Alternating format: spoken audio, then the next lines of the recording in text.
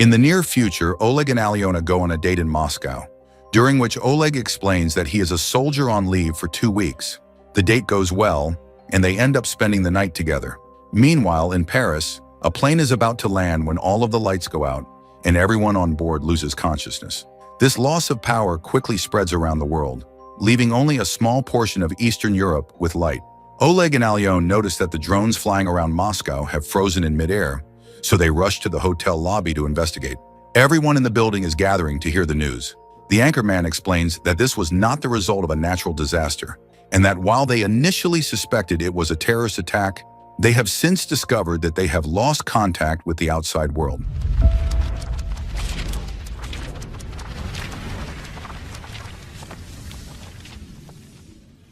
A group of soldiers led by Mayor Dolmatov is dispatched on a recon mission to Kirov, one of the many cities now in darkness.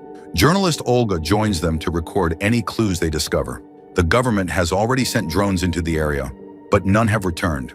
The team wanders around the city and enters a store where they use special slime lights to get a better look, which is how they discover that every citizen is dead. They can't help but wonder how everyone died when there are no signs of an attack, as if it happened out of nowhere. Then they begin to investigate various apartments, discovering that everything is in its proper place, as if nothing happened. Once again, it appears that it occurred instantly, as if people vanished into thin air. Suddenly, one of the soldiers is attacked by an unknown entity. The rest of the team rushes to help him, but as soon as the being notices them, he grabs the soldier's weapon and flees through the window. The team immediately opens fire, but the being appears unaffected by the bullets and runs away. A month later, more than 100 million Russians are presumed dead, and the government urges the remaining population to remain calm. However, religious groups are gathering because they believe the world's about to end. Meanwhile, Yura is one of many civilians who receive a letter inviting him to join the army. Yura lives with his mother, who has Alzheimer's disease, and it pains him to leave her, but he joins the army anyway. When he leaves for the base, he notices the current state of the world, as it only took 1 month for the streets to appear post-apocalyptic. Dolmatov and Colonel Marina inform Oleg's team of the current situation, and Yura joins them. Every city in darkness is considered quarantined, and the only remaining power sources are in Moscow, parts of Belarus, Ukraine, and Finland. This area is known as the Circle of Life. Some retcon teams have returned with bodies and discovered that the victims died from endogenous neurotoxins, which are chemicals produced by the human body. The new teams have 2 tasks: find clues for scientists to understand the cause of these neurotoxins, and go deeper into the quarantine zone to gather resources as Moscow is running low. As everyone prepares, more volunteers arrive, and Oleg is surprised to see Alyona among them. Suddenly an alarm sounds, alerting to an incoming attack. There appears to be a large group of enemies approaching, so the soldiers gather at the base's border with the quarantine zone.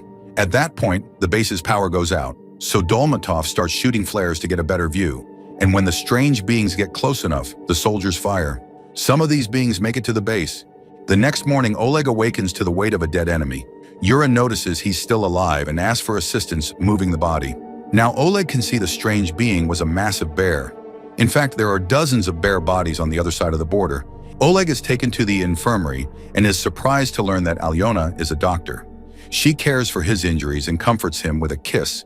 Meanwhile, Marina and Dolmatov discuss the Censors, a group of people who allegedly gain power after the blackout. Marina explains that censors, unlike superheroes, can receive data in their minds in the same way that radios do. Sasha, the strongest censor, is being held in a military hospital. Since the blackout, he has been having nightmares about a mysterious bald guy. Zhenya paid him a visit today, claiming to have been sent by someone named Id.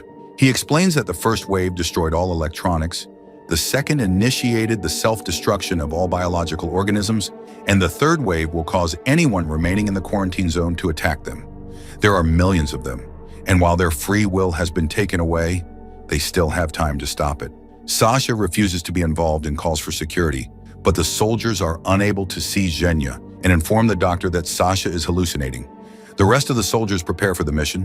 When they arrive at the quarantine zone, they discover destroyed tanks on the ground and a chasm cutting through the buildings, indicating that the third wave has already begun. The footage of this destruction causes panic among the remaining population, resulting in riots and an increase in crime rates. The government promises to work on it, but people believe their leaders are hiding something. Soldiers are divided into groups to cover more ground. Yura and Olga are in Group 7, and as they walk through the woods, a flirting tension grows between them. When a recovered Oleg arrives, he joins Team 4 as they investigate a small town. One of the soldiers opens a storage room, causing a pile of metal bars to fall on top of him, injuring his leg. The team decides to rest inside a house until the doctor arrives. The next morning, Alyon arrives and informs the soldier that he must return to Moscow with her if he does not want to lose his leg. Group 7 also spent the night in an apartment, and as they eat breakfast, Yura notices something strange about a store. He checks Olga's recording and confirms that the doors were not open when they arrived. Yura and a few soldiers enter the store and discover evidence that someone was present, so they decide to set up some traps. Then they return to the apartment and wait for the traps to activate, which doesn't happen until nightfall. Everyone prepares to leave, but Yura asks Olga to stay inside and teaches her how to use the flares to signal for help if they do not return. Olga eventually disobeys Yura and follows the team anyway, recording everything. Inside the store, they discover a teenager who was injured by the traps. They bring him into the apartment and attempt to assist him, but the boy responds by stealing a knife and killing a soldier. The others immediately respond by shooting him down. Meanwhile, Sasha goes to get some fresh air on the hospital roof and is startled by Id, the person Zhenya told him about. Zhenya had only been a mental connection, but Id is now present and wants Sasha to assist. To convince him that he understands what is going on, he shows his face and reveals that he isn't human. Marina appears at that point, accompanied by a group of soldiers pointing their weapons at Id, but they all turn their weapons on Marina at once. Id explains that he used his mental abilities to make the soldiers see her as Id and him as Marina. He also swears he is on Marina's side and warns her that millions of people like him are on their way to wipe out humanity. When Marina asks what he is, Id responds that humans would consider him a god. Marina takes Id into her office to question him. Id explains that he was supposed to begin the irradiation process when the moon was above the oceans, but he made a mistake. The moon was covering this part of Europe, shielding it from radiation. That is how the circle of life occurred, and everyone in the quarantine zone is nothing more than a mindless drone ready to attack at any moment. Id's race requires Earth because their own civilization is about to die, and they seek a new home with a sun. Then he reveals that thousands of years ago, there was a Wave Zero, the human race, which was a bioweapon sent by aliens to destroy Earth's native population. The previous native people built the pyramids and underwater cities because they were far more advanced. Humans are the ideal bioweapon because they are destroyers and colonizers. Some people, such as Sasha, are regaining their memories as a result of the unplanned radiation exposure. But Sasha is the only one who knows where he is because of his dreams. Meanwhile, all of the teams are unexpectedly attacked by mind-controlled humans, killing the majority of the teams and forcing them to run out of ammunition. Marina's conversation with Id is interrupted by a message informing her of the attack, and Id points out that they are wasting time. The two of them, along with Zhenya and Sasha, fly to the base, where Id explains that he is immortal as long as no one kills him. When they arrive at the base, Id puts Sasha in a trance, and he draws Ra's location, a skyscraper in Kirov. Id wants to mobilize the remaining troops right away, but when Dolmatov sees Id, he's unsure whether to trust him. At that point, a soldier announces that Moscow is also under attack, and Marina persuades Dolmatov that Id is their only hope. Back in Group 7, they decide to climb down the building to look for the teams that did not send any flares. As they walk through the streets, a new wave of droned humans attacks them. All of the other soldiers are killed, but Yura survives and fights off the attackers, despite being wounded. They flee to a garage where they treat Yura's injury and discover a car with gas and keys to use as an escape vehicle. At the base, Sasha admits he's afraid to leave because he believes Ra saw him during the vision, and Id lets him stay for his own safety. When Dolmatov's team leaves, in the tanks, Marina notices Sasha is missing and orders everyone to stop. At that point, a barrage of rockets attacks the base, destroying it. Marina points her gun at Id, furious because he clearly knew about it, and Id admits it's true. The following morning, Yura and Olga discover Oleg and Alyon. Their team has a few members left, and they have run out of ammunition. Fortunately, moments later, Dolmatov's team discovers them and invites them to join the mission to eliminate Ra. Hours later, the team arrives in Kirov. The droned humans have blocked the streets, and a few of them are jumping from above with bombs. The army simply pushes forward with its tanks, shooting or crushing any enemy that attempts to stop them. When they arrive at the skyscraper, Id takes Yura and a few soldiers to the rooftop, leaving everyone else at the entrance for defense. The fight is absolutely vicious, and they have no idea how long they will be able to keep up. After eliminating any enemies inside, Id and the soldiers meet Ra on the rooftop. Yura attempts to attack him, but Ra simply pushes him away, leaving him hanging on the edge. Id attacks Ra next, and their fight is fairly even. But when Yura climbs back up and a massive explosion is heard on the streets, Ra becomes distracted, and Id seizes the opportunity to attack him directly, removing a device from within Ra's body.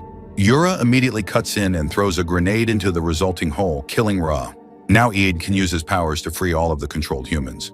He announces that the next step will be to kill the aliens who arrive in the spaceship, because humans were created to kill after all. Zhenya wonders why Id didn't warn them about everything before the blackout, and Aliona and Marina object to Id's use of humans. When Id claims to be the god humans deserve, Zhenya attacks him with a knife, but Id uses his powers to force him to kill Marina instead. Id uses his abilities to make Oleg see everyone as his father, making him hesitate. Zhenya is able to locate the real Id and jumps to bring him down. They both die the moment they touch the ground. At that point, a massive spaceship lands on a number of buildings. Oleg grabs the device Id stole from Ra. The trio enters the spaceship, which has opened the door to await Ra. Inside, hundreds of aliens sleep in pods, and when Oleg presses the device, oxygen is transported to those pods. It appears that Raya was supposed to wake them up, and the timers on the pods confirm that they will be ready soon.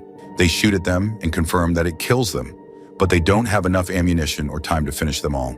Olga notices that the pipes carrying oxygen are on the floor, and destroying one kills many aliens at once. The trio starts destroying every pipe they can find, effectively ending the invasion.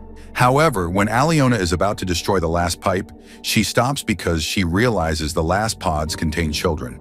The kids start leaving the pods, and when Oleg sees them, he drops his weapon to the ground, unable to harm innocent creatures. All right, that's a wrap for today. If you enjoyed the video, hit like. It really helps the channel. Leave a comment with your thoughts and don't forget to subscribe and turn on notifications so you never miss an update. Thanks for watching and see you next time.